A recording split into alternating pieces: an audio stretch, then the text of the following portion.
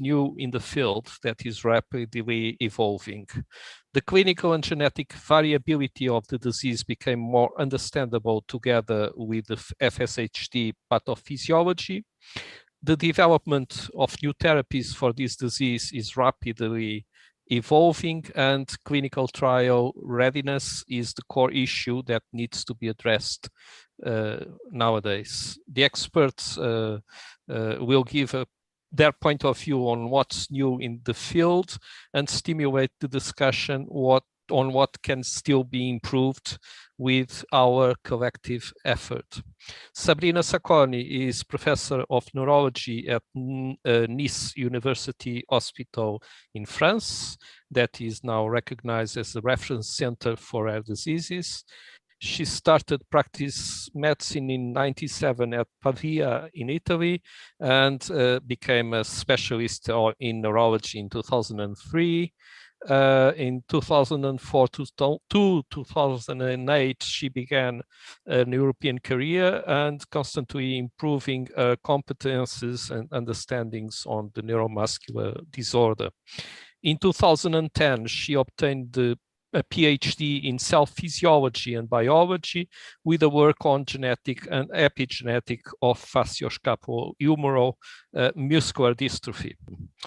And she's now the head of the Department Peripheral Nervous System and Muscle, and coordinates a basic research team at IRCAN, Institute of Research on Cancer and Aging, supplying several databases and biobank on rare neuromuscular diseases.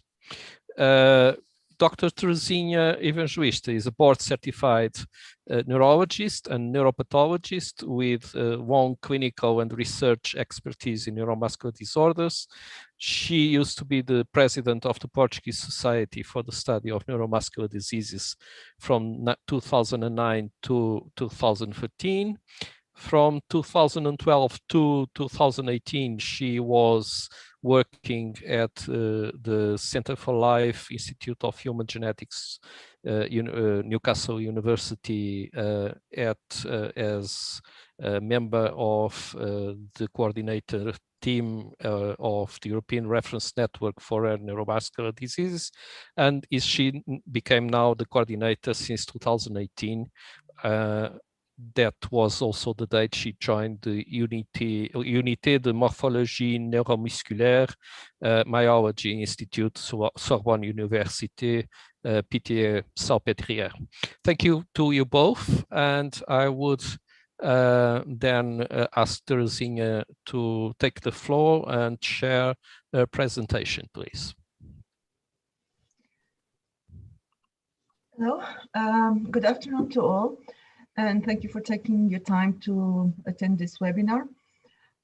You can see in this first slide the outline of what I'm talking about. It's not that new, but it's just to refresh your memories about FSHD. So I will talk a little bit about clinical diagnosis, the diagnostic criteria, differential diagnosis, and at the end about the outcome measures for FSHD.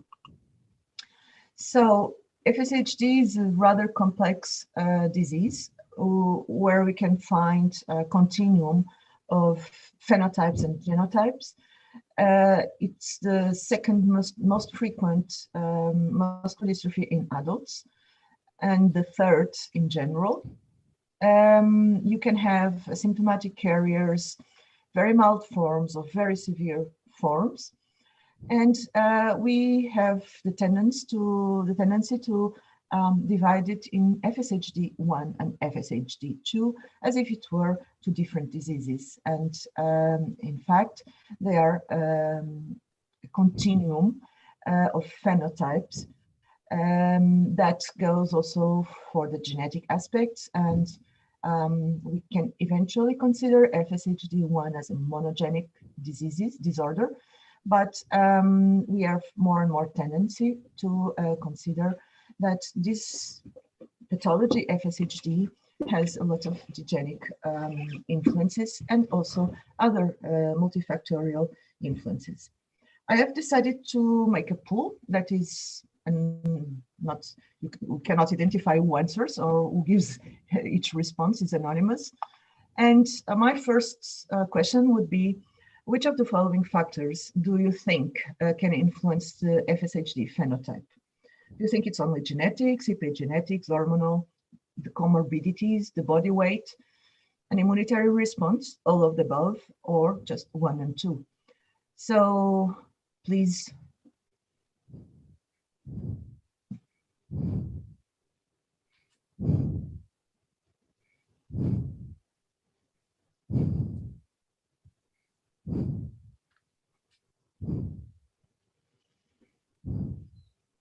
Now it's decreasing.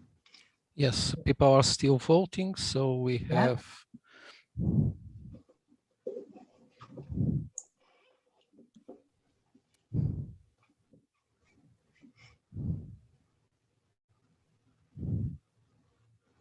Okay, I think we can stop now. And okay, so most of you chose the all of the above, 53%, and some people consider only genetics and only epigenetics, and the next most voted answer was the mixture of genetics and epigenetics. Can you stop the poll, please, so that I can move the slide? I think you can move them now. No? Okay, so the answer to that first question, and I used some of the pictures that Sabrina very kindly gave to me, is that all of the above factors can influence the phenotype of FSHD. Because from the genetics, we know that now that there are at least 3 genes, and there are other modifier genes that will be discovered. We know that there are epigenetic factors like the methylation, immunitary aspects. Obviously, the comorbidities will influence the FSHD phenotype, also the body weight. And well, it's well known that endocrine factors like the estrogens can influence also the phenotype. So FSHD is not a monogenic disorder. It doesn't have only genetic factors, but it's a mixture of factors that can influence how it goes. Starting with the clinical diagnosis, as I said, it's very heterogeneous. The beginning of the disease, the start of the symptoms can start at a very early age, like in this very classical picture from that was published several years ago. And we can have very late onset and also very atypical forms. And more we tend to consider that FSHD is not just a disease of the muscle, and you will see afterwards, it's a multisystem disorder, and other organs besides the muscles are involved. Also of note is that, and it's important for the diagnosis, is the fact that there is an asymmetric involvement, and this is almost a hallmark of the disease. And you can see, for instance, in this picture here, that one of the legs is involved and the other isn't. And the same, there is more involvement from one side than the other. And here you can see that one side is more involved than the other. The distribution of the muscle weakness, you will know that there's a facial weakness, scapular and humeral weakness, and peroneal weakness. In these different pictures, you can see aspects of the asymmetry, like the eyelids. So it's the patients, a good way to know is to ask the patients if they sleep with the eyes open.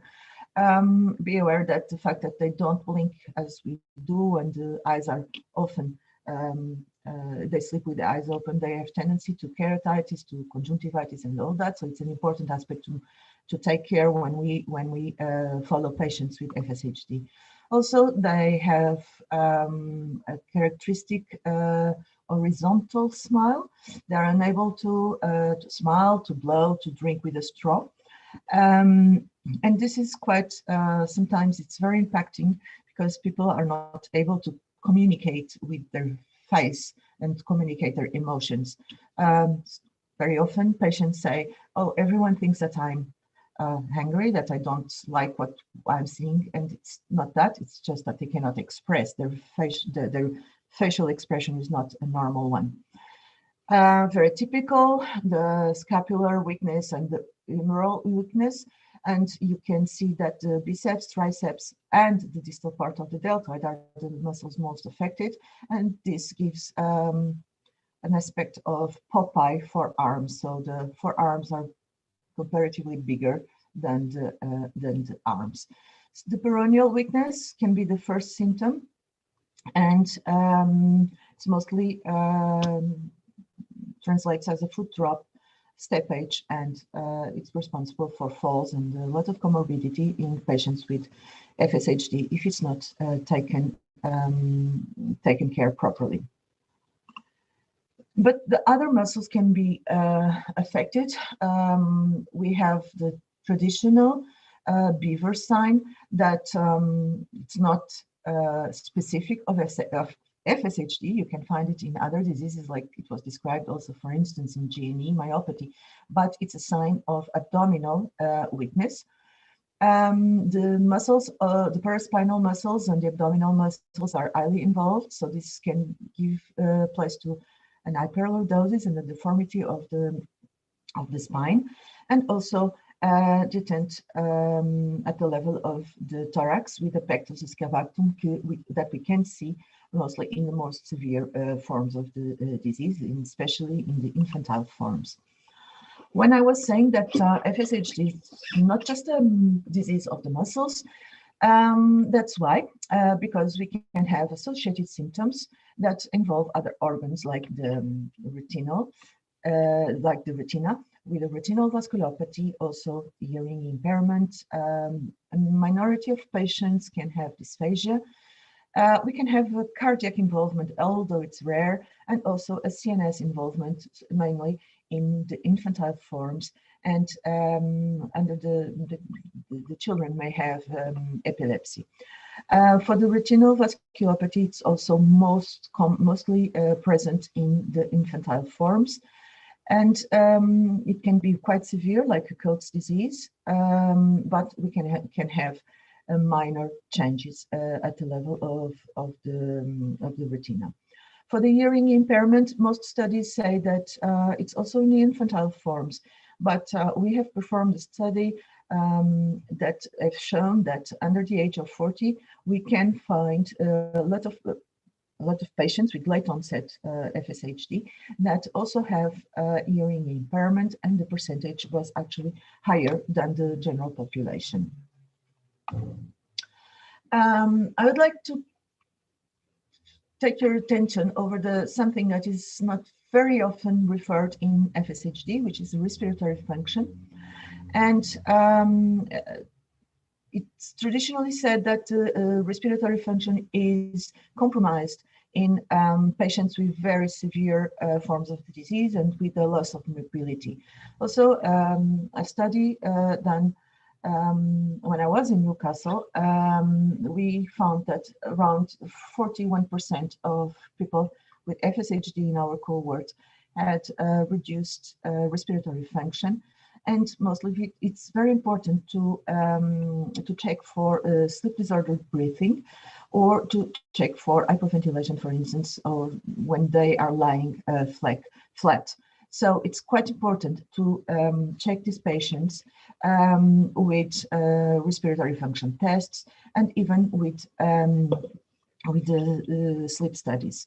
Do that at the baseline and at the follow-up visits, and obviously there is a treatment which is introducing non-invasive ventilation. Pain and fatigue, often neglected in the books, in the textbooks from where we used to study the description of FSHD, are quite important in this population. Also from my previous work in Newcastle, we have assessed the pain in patients with FSHD through the FSHD registry, and we found out that around 88.6% of the patients have pain, and almost more than half reported chronic pain. And of these, 30% not only have chronic, but they have chronic and severe pain. And the places where it's more, that are more affected are the shoulders and the legs and the hips. Another important aspect is the fatigue that in some studies is reported as high as 61%.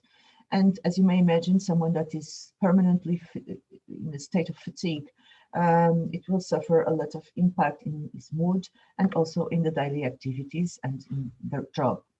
So it's really important to assess these two factors when we evaluate patients with FSHD. So as you can see from what I've said before,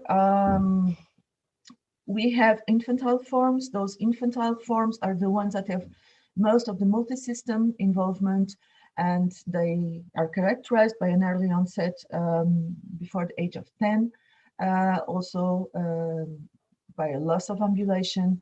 And here the asymmetry that we see in the adult forms is not as frequent as we see in the adults. It's these forms that, as I said, have the pectus excavatum, they have swallowing problems, a very severe respiratory insufficiency, and all the other multisystem aspects that I have referred, like epilepsy, hearing loss, and Coats disease. We also have late onset forms, and for these late onset forms,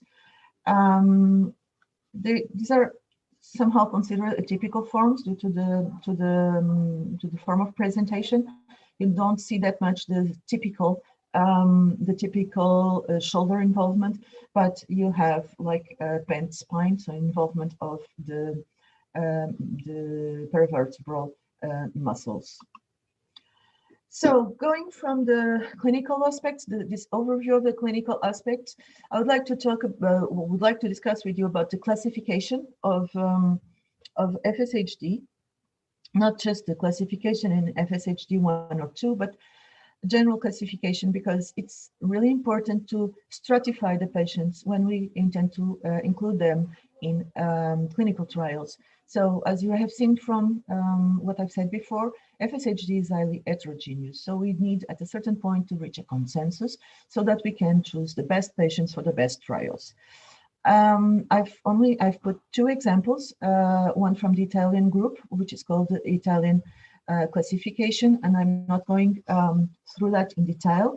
You can find it. It's a paper from Giulia Ricci in the Journal of Neurology 2016, but basically the classification is of typical FSHD, asymptomatic, post-symptomatic FSHD, and atypical FSHD, so an FSHD with uncommon features.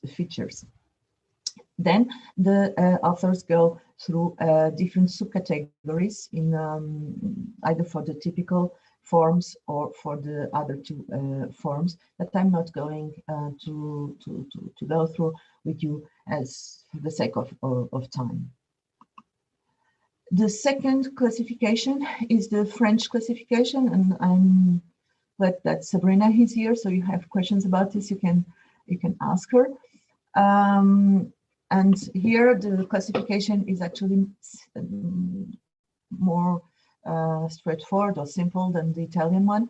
We have typical, atypical, asymptomatic or post-symptomatic. Also, the typical, they need at least to have two of the criteria that are considered diagnostic criteria.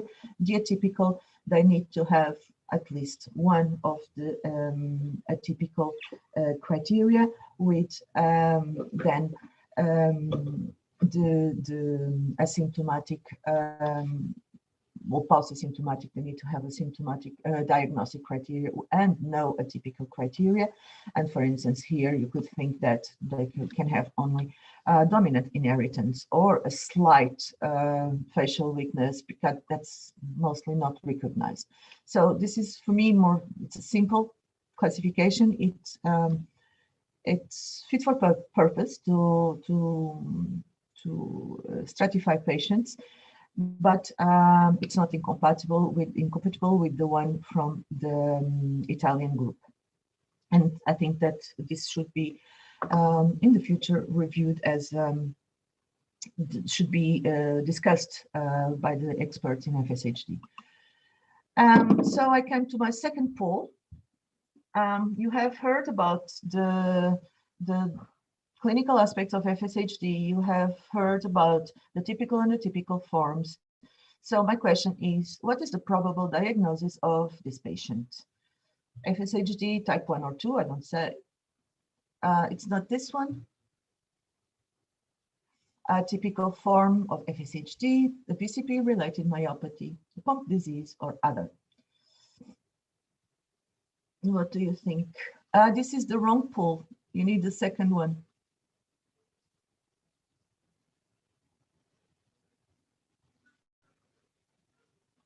Yeah, that's the good one.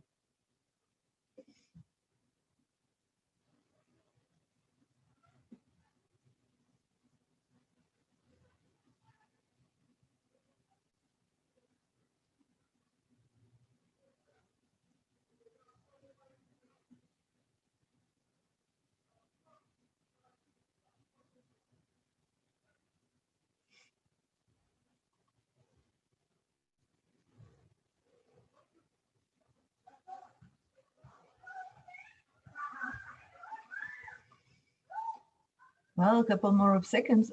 Okay.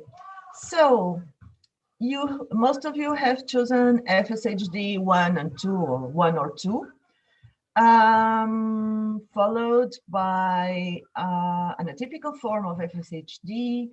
Someone thought about Pompe. Okay, I'm closing this result. And it's actually, this slide was to take me to the next step of this talk, which is differential diagnosis. And actually, nobody got the diagnosis of this patient. She actually has another of my favorite diseases, which is a VCP-related myopathy. And this was published, and she has a common mutation. So I start from here with the differential diagnosis. Obviously, Pompe is a differential diagnosis also, but it's not the case of this patient. Okay, so some examples. So we talked about myofibrillar myopathies, but I would say that most of the scapuloperoneal syndromes are quite difficult to differentiate sometimes from FSHD, especially from the typical forms of FSHD, and especially if they don't have facial weakness.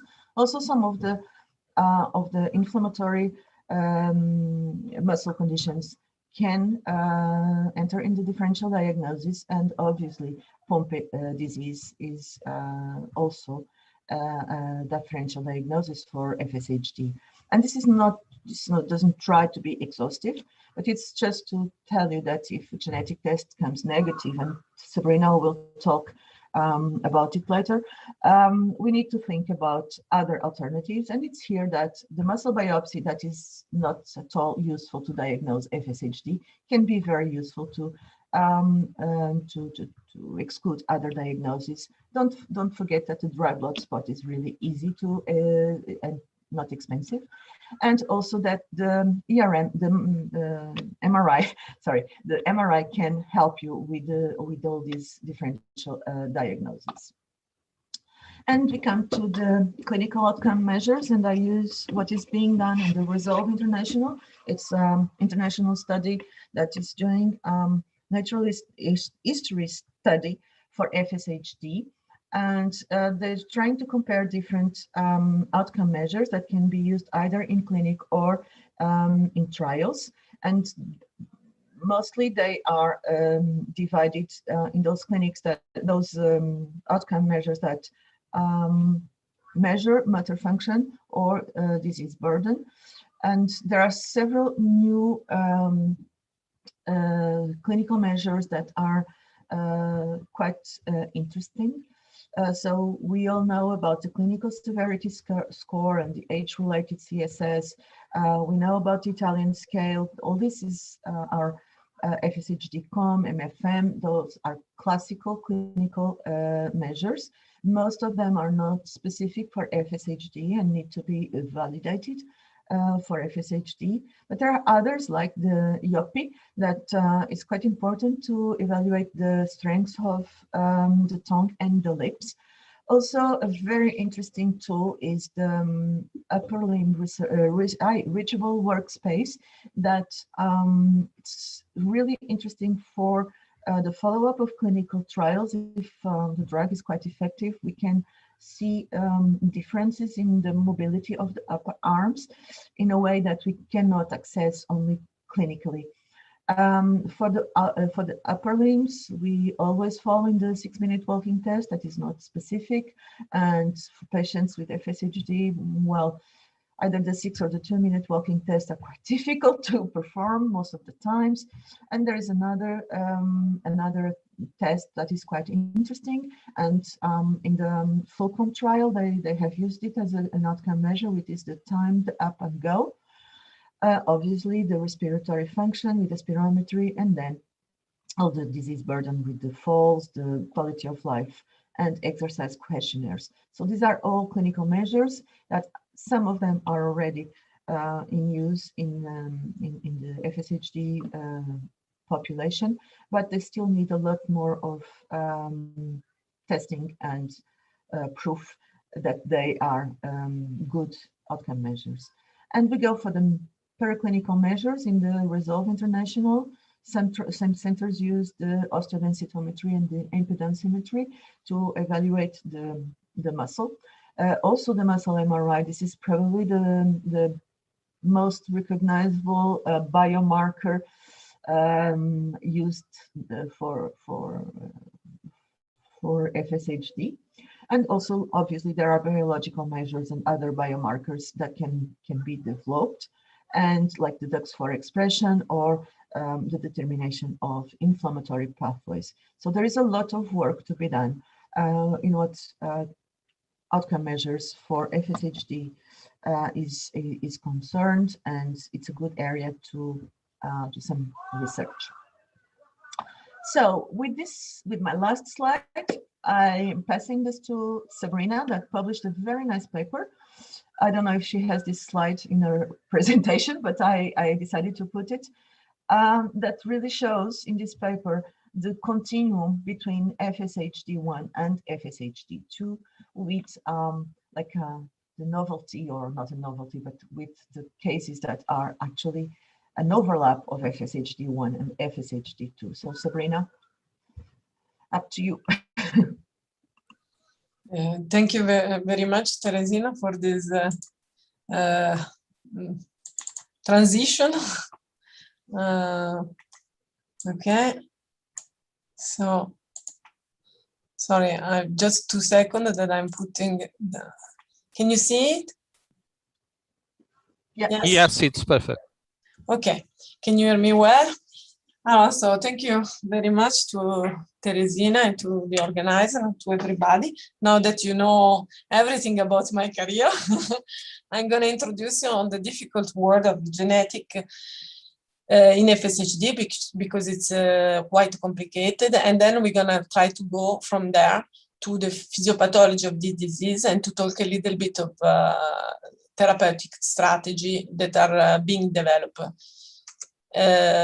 These are my disclosure. So the best definition of FSHD is that this disease is due to an effective epigenetic repression of the chromosome 4, the 4Z4 macrosatellite, leading to an aberrant re-expression of DUX4 retrogene. This gene is toxic and induce muscle atrophy and the expression of clinical phenotype. This definition, it's quite, it's right, but it's quite complicated. So I will try to explain in more simple words. There are 2 types of FSHD that are usually distinguished, but and then we're going to see how these 2 diseases are related. The FSHD1 is the one that is diagnosed in 90% of the patients that show the typical phenotype that Teresina explained to you.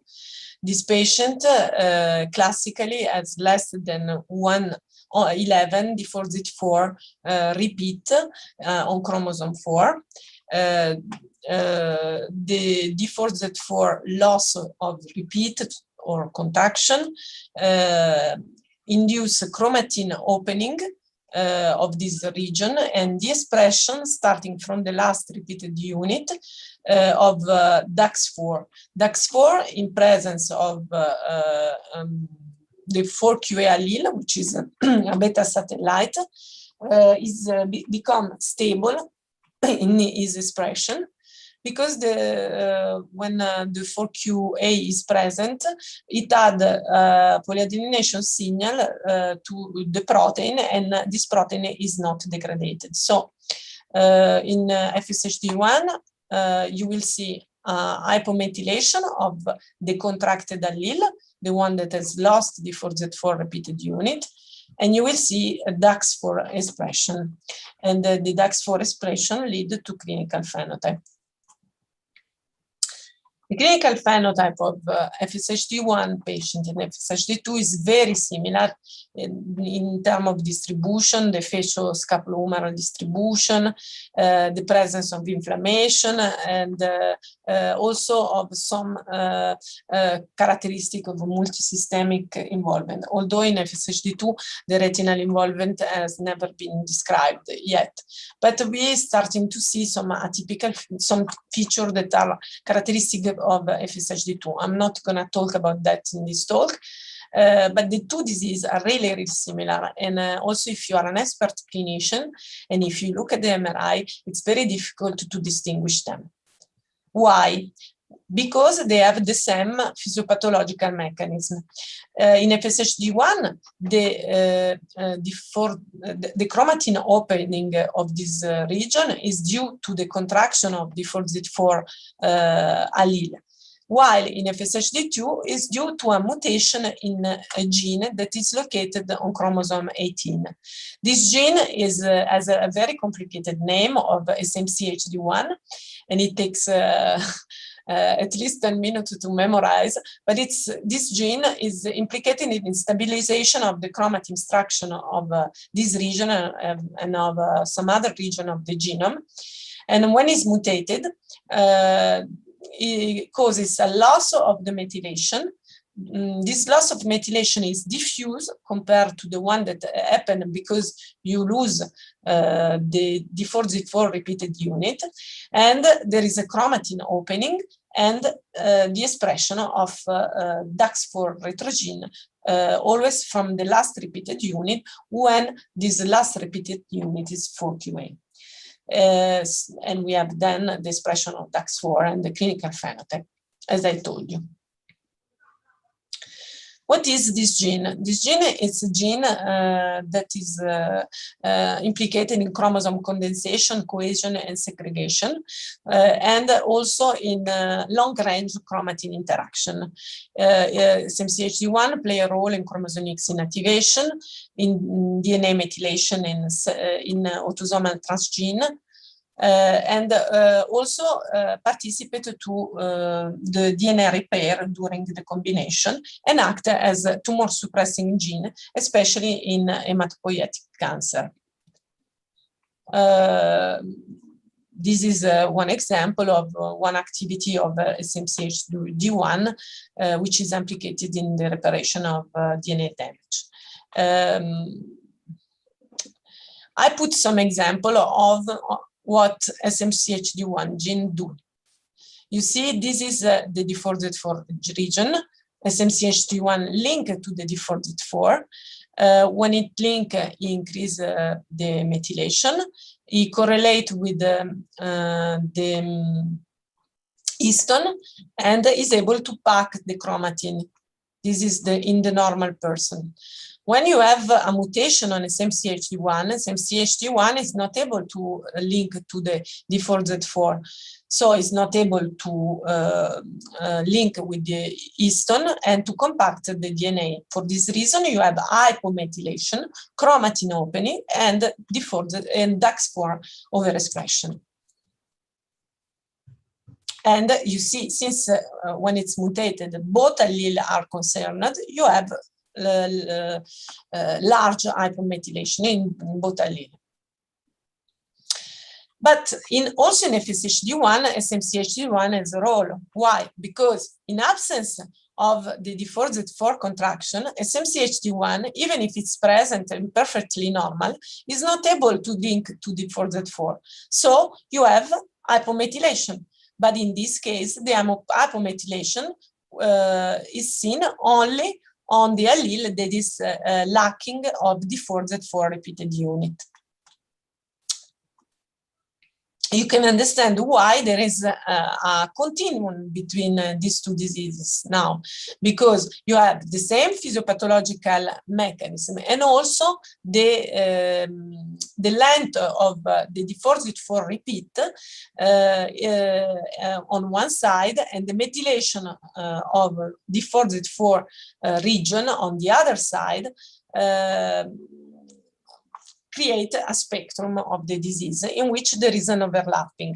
In this region, between let's say 8 and 10, 11 repeat, you will find people that have FSHD1 and FSHD2 together, because you can say that the FSHD2 gene is a modifier for FSHD1. You can say also that there is a genetic threshold means that the FSHD1 have more genetic alteration, and in FSHD2 the epigenetic threshold is predominant because this patient carrying SMCHD1 mutation have more hypomethylation. The interaction is due to the fact that when you have FSHD2 and you have a very long D4Z4 allele, you don't develop the phenotype. Example, this family in which you have the grandfather that has a late onset disease with mild involvement on the shoulder, camptocornea, and lower limb involvement. The grandfather carry a 19 D4Z4 allele and an SMCHD1 pathogenic mutation. The daughter carry the same mutation. She showed hypomethylation, but she has a longer allele of 24, and she only has increased CK and a mild adductor magnus and abdominal muscle involvement that you can see at muscle MRI. While the daughter has a pretty severe phenotype because she carried the same SMCHD1 mutation, but with a shorter allele of 12 inherited from the father, which is perfectly asymptomatic. So as you can see, the length of the D4Z4 allele, even in FSHD2, is important. And we have this length is because if the allele is shorted, as I showed you before, SMCHD1 is not able to attach to the D4Z4 allele. And so you have the additional result of the mutation in SMCHD1 and the fact that the chromatin is not compacted because SMCHD1 is not linked. And this affects both allele. Talking about physiopathology, DAX4 gene is expressed, as we said, from all the D4Z4 repeats, but the only DAX4 gene that is stable is the one that is expressed starting from the last repeat, because there is this beta satellite region that stabilizes the transcript. There are two types of DAX4. One DAX4 that is called full-length DAX4 that has the DNA binding sites because it's a nuclear factor that interacts with nuclear, and it's induce transcription of several genes. And on the other side, it interacts with target gene and activate the expression of target gene. And this one is the bad guy, the one that it's more pathogenic, while the short version is not pathogenic. So this is important to know because several therapeutic targets try to reduce full length in short length DAX4 in order to take off the toxicity of this gene. The expression of DAX4 induces the expression of several pathways.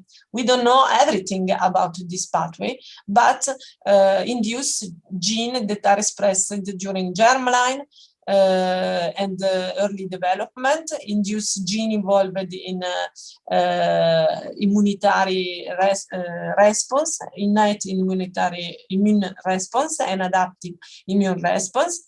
Induce also retrotransposon gene, the retrotransposon gene that are able to jump in the DNA and to go from one side to another one, and we don't know exactly what they do.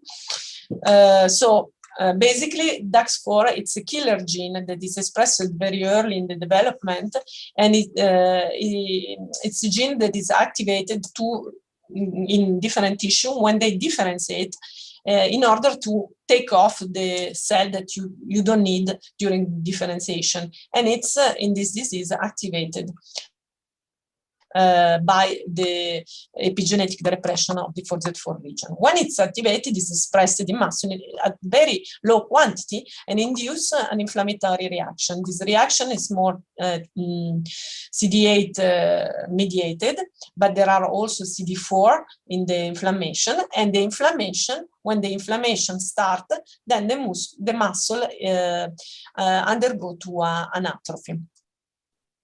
What are the targets of drug development in DAX4? There are several targets that correspond to different type of approach. Some targets are genetic and some other are non-genetic. From non-genetic approaches that are targeted by small molecule or immunotherapy, there is, for example, the hypoxia,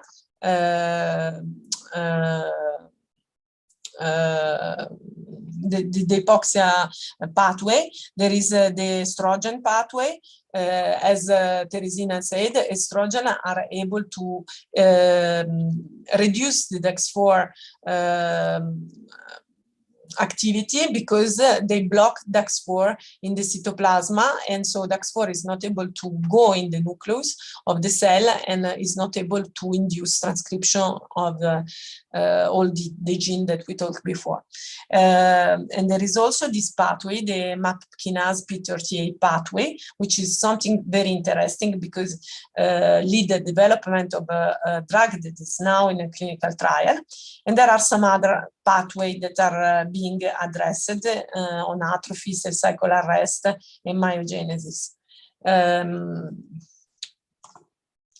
One drug is now being tested. The name is losmapimod, and the trial is Redux trial, which is a selective P38 alpha beta mitogen, which is activated protein kinase inhibitor. It acts at this level. And we don't know exactly the mechanism, but when this pathway is inhibited, the DAX4 expression is reduced. So the drug, losmapimod, was already tested in the past in several other conditions in which it showed that it was very well tolerated, but it doesn't show efficacy. So it was not surprising that in the phase 1 trial for this drug, we have a very good result in terms of safety. Now we have the phase 2 that has been completed. We are in the extension phase, and the result will be released very soon.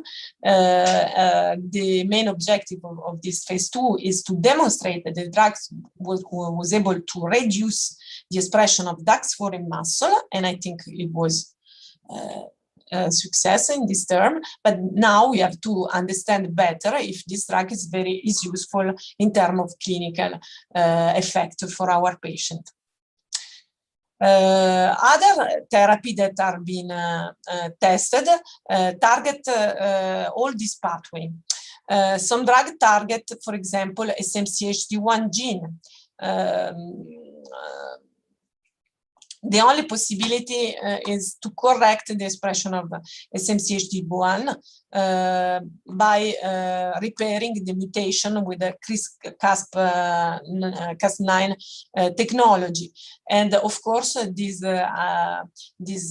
type of approach is limited to FSHD2 patient, and it has to be very personalized, and it's a very complicated approach because there are so many mutations in this gene, and so basically every patient have a new mutation. So a lot of approaches target DAX4 gene, either by inducing the splicing of the full length in the short length, either acting on the gene, on the mRNA. The mRNA can be targeted by several approaches, for example, with antisense oligonucleotide, but also by RNA interference technology, like it was done for the transthyretin amyloidosis, or for example, through DNA aptamer, through the introduction of protein homologous similar to DAX4, or to DNA decoy. There is also approaches that target a more downstream target by gene knockdown of the different pathway. The different pathway that are addressed are, sorry, how can I go back? Oh, sorry. Are, for example,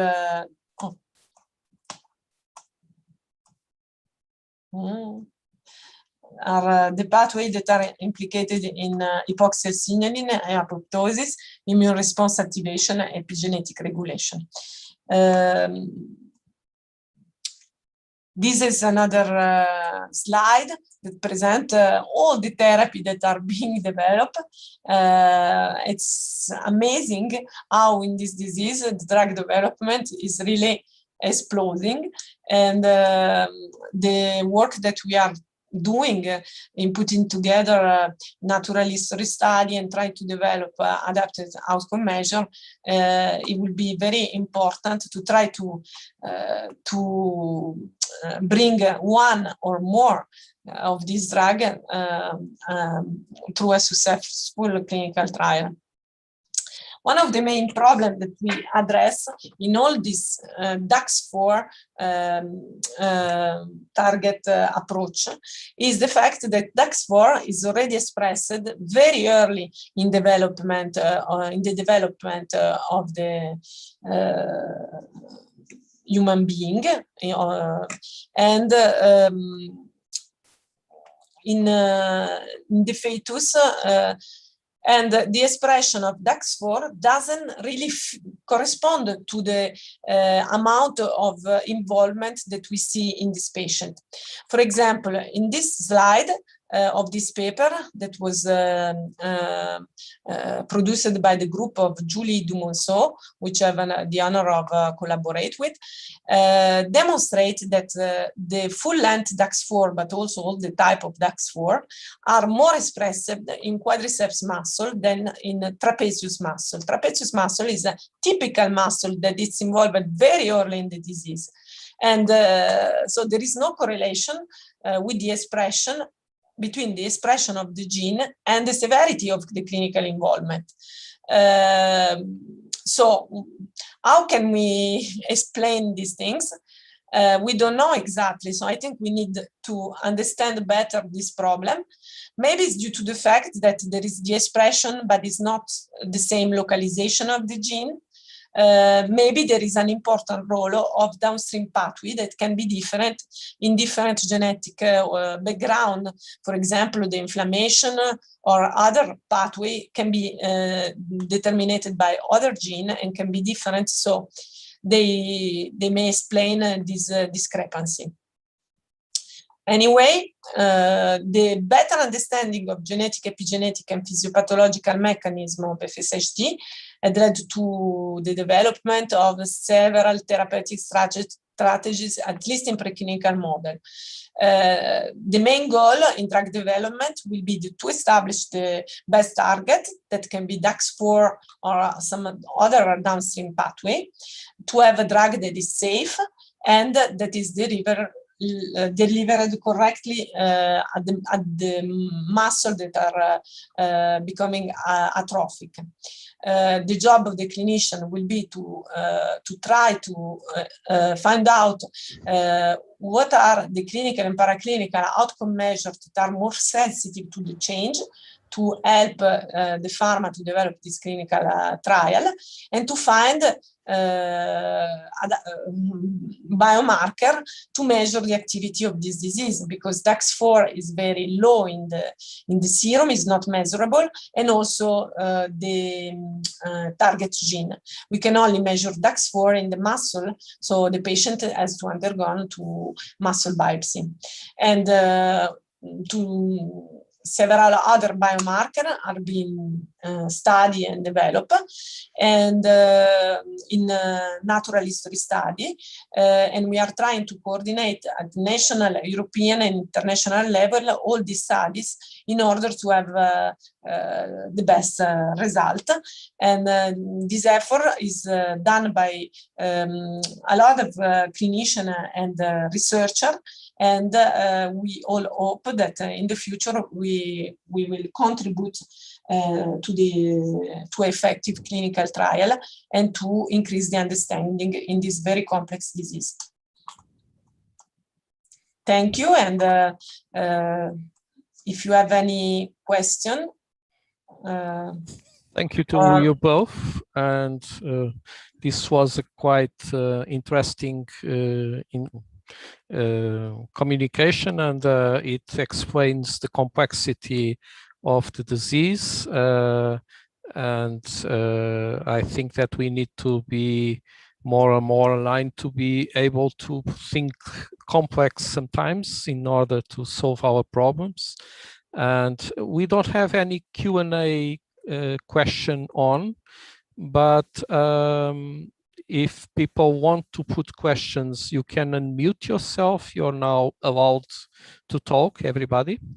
I will start as usual with the question of my own, because people sometimes are a bit, take a little time to have confidence to put questions.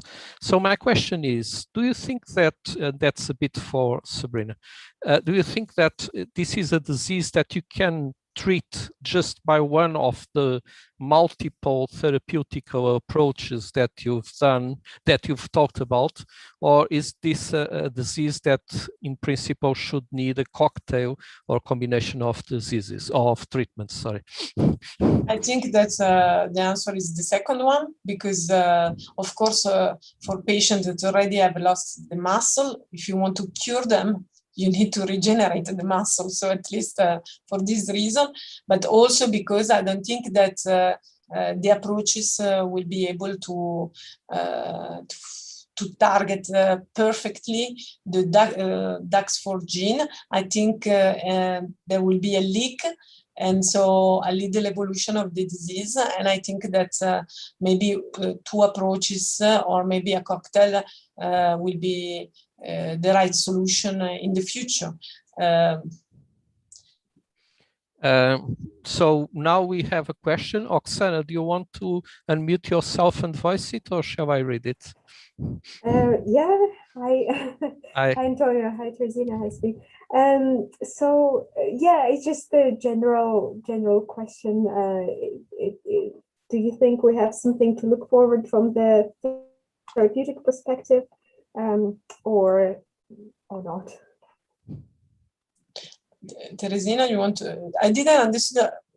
So what she's asking, if you think that there is reasonable hope behind the current therapy strategies in terms of the near future. Yeah, so is there something on the radar that might be coming soon, or there are new ideas that look promising? So is there anything to look forward, or we're pretty much at the stage where we still can't hope for anything for a long period of time? I think no. I think that there is this drug that is ended phase 2, and I think that it's not maybe curing completely the disease, but I think there is a reasonable hope that this drug can do something. And then there are all these approaches that are being developed by several companies. So we're gonna find something, we hope, because at least there is a really big effort that is put in FSHD, and it's really unusual because it was many years that nothing happened in terms of therapeutic strategy, and now we have so many options that are becoming available in the next future. So we hope to do a good job as a clinician, researcher, pathologist, to try to make this opportunity real for the patient. And what would be the outcome measure that everybody's looking to improve? Teresina, do you want to speak? Yeah, I can. I think that outcome measures are still a difficult topic, and there's still a lot of work to be done. I think that first of all, we need to compare those that were developed for FSHD and compare them with general, for instance, for muscle strength.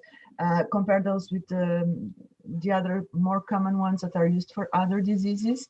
I really think that for certain particular aspects, there are like the reachable working space. I think it's a fantastic tool to be used in trials.